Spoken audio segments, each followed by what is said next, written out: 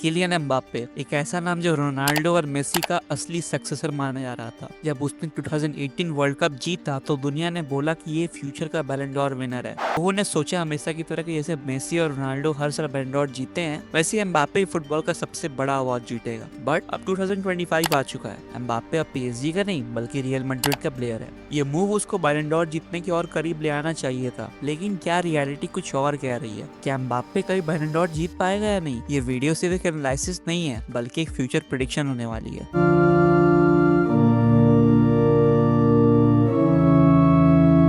Kylian Mbappe का नाम दुनिया ने 2016-17 सीजन में जाना, जब उसने मोनाको के लिए चैंपियंस लीग में धमाका कर दिया था।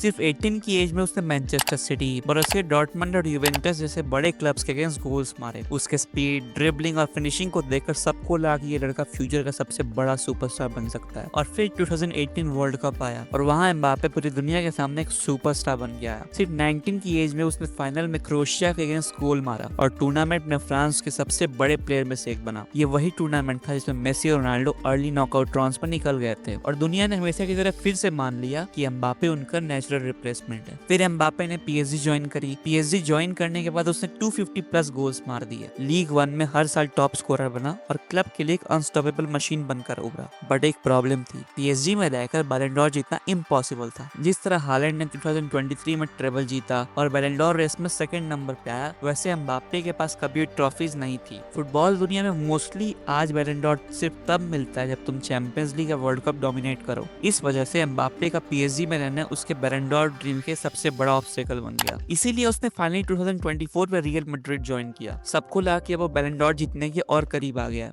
बट यहाँ भी एक नया प्रॉब्लम शुरू हो गया। एम्बाप्पे फाइनली 2024 के समर ट्रांसफर विंडो में रियल मैड्रिड में आ गया और ये दुनिया का सबसे बड़ा ट्रांसफर न्यूज था। मैड्रिड के फैंस 2017 से उनको क्लब में देखना चाहते थे, बट उसने हर बार पीएसजी में रहने का डिसीजन लिया। तब सबने सोचा कि मैड्रिड का वो न्यू क्रिस्टियानो रोनाल्डो बनेगा, लेकिन यहाँ एक बड़ी दिक्कत है। मैड्रिड ऑलरेडी बेलिंगम और विनीशियस जूनियर का क्लब बन चुका था। जूड बेलिंगम जो सिर्फ 21 साल का है, लेकिन उसने 2023-24 में ला लीगा और चैंपियंस लीग में सबसे ज्यादा इंपैक्ट डाला था। यूसीएल के नॉकआउट राउंड्स में हर इंपॉर्टेंट मैच में उसने गोल मारा था। मैड्रिड के फैंस ने इसको न्यू जिडान मान लिया था। रॉड्रिगो मैड्रिड के लिए यूसीएल में बड़े गोल्स मारता है और वो टीम के स्ट्रक्चर का इंपॉर्टेंट पार्ट बन चुका है। अब प्रॉब्लम यह है कि बैलन डॉर जीतने के लिए एक टीम में सबसे बड़ा सुपरस्टार होना पड़ता है। 2030 में रोनाल्डो ने जीता क्योंकि वो मैड्रिड का मेन मैन था। 2018 में मॉड्रिक ने जीता क्योंकि वो रियल मैड्रिड और क्रोएशिया दोनों में हीरो था। और 2022 में बेंजेमा ने जीता क्योंकि वो मैड्रिड का लीडर बन चुका था। अगर एम्बाप्पे को बैलन डॉर जीतना है तो उसको विनीशियस और बेलिंगम से बेटर परफॉर्म करना होगा। पर अब तक जो सिचुएशन है उसमें लगता है कि वो मैड्रिड का बिगेस्ट स्टार नहीं बन सकता। हालैंड और एम्बाप्पे की राइवलरी बिल्कुल मेसी वर्सेस रोनाल्डो की तरह दिखाई जा रही है, लेकिन अगर पास्ट 2-3 इयर्स देखें तो हालैंड क्लियरली एम्बाप्पे से बेटर बैलन डॉर कैंडिडेट लग रहा है। क्यों? क्योंकि 2023 में हालैंड ने ट्रेबल जीता,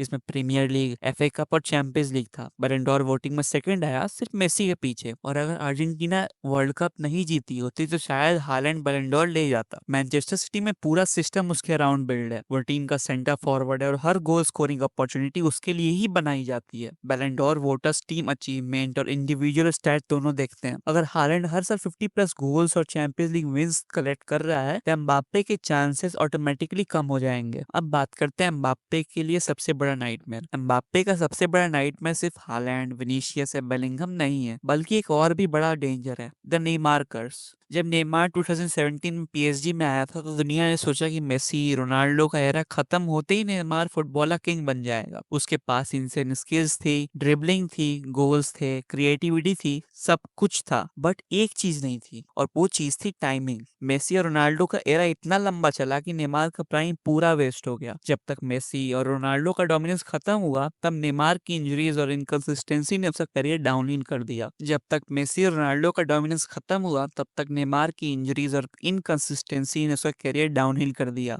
एम्बाप्पे के साथ भी एग्जैक्ट वही डेंजर हो सकता है। एम्बाप्पे का प्राइम अभी शुरू हो रहा है, 2024-25 से लेकर मान लेते हैं, और वो प्राइम जाएगा 2028-29 तक सपोज। बट हालैंड और विनीशियस भी अपने प्राइम ईयर्स में जा रहे हैं और जा चुके भी हैं। विनीशियस तो ऑलरेडी बैलन डॉर फेवरेट था। एम्बाप्पे अगर 2025-26 तक बैलन डॉर नहीं जीत पाया तो उसका भी नेमार जैसा केस बन सकता है। नेमार के पास टैलेंट था लेकिन उसका एरा रॉन्ग टाइम टर्निंग पे आया। एम्बाप्पे अगर हालैंड, विनीशियस और बेलिंगम का एरिया डोमिनेट नहीं कर पाया तो उसको भी द नेमार कर्स लग सकता है, और ये नेमार कर्स द एम्बाप्पे कर्स भी बन जाएगा। एक जनरेशनल टैलेंट जो बैलन डोर कभी नहीं जीत सका। अगर हम सच बोले तो एम्बाप्पे का बैलन डोर जीतना आसान बिल्कुल ही नहीं लगता। प्रॉब्लम 1, विनीसियस और बेलिंगम ऑलरेडी मैड्रिड के सुपरस्टार्स हैं, उनका इन्फ्लुएंस एम्बाप्पे से ज्यादा है टीम में।